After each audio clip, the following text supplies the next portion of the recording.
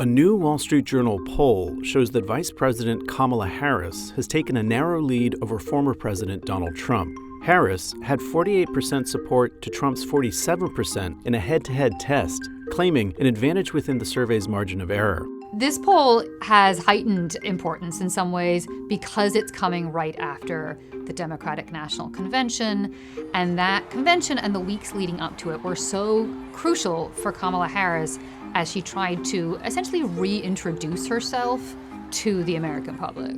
Okay, let's get to business. Let's get to business. Here are the major takeaways from the poll.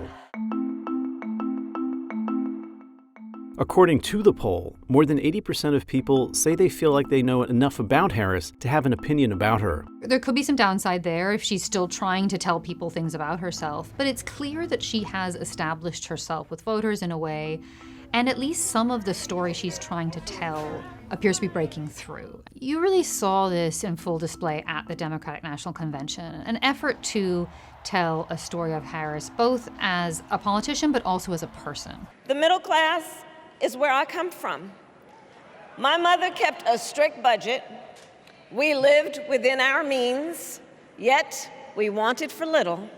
And the story she's trying to tell is that she is somebody who is thinking about the middle class. She is concerned about prices and the price of housing. She has plans to try and work on these issues. She's trying very hard to connect with voters and say that she understands and is going to fight for them.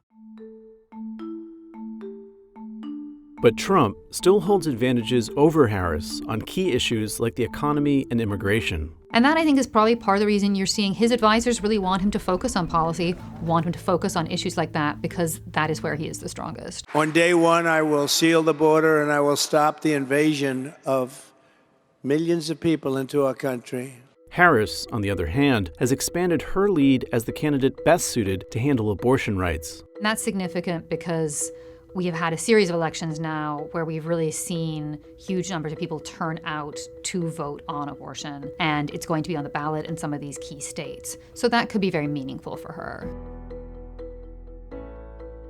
Despite falling behind in some policy points, Harris's favorability overall is higher than Trump's, according to the poll. Harris's improving numbers in a lot of these categories suggest that Trump has really struggled to land an effective critique of her, that his efforts to, label her extreme or out of step with a lot of the public haven't really worked yet. Voters also have a largely unfavorable view of Project 2025, a conservative policy agenda assembled by the Heritage Foundation think tank and its allies. Trump has worked pretty hard to try and distance himself from Project 2025.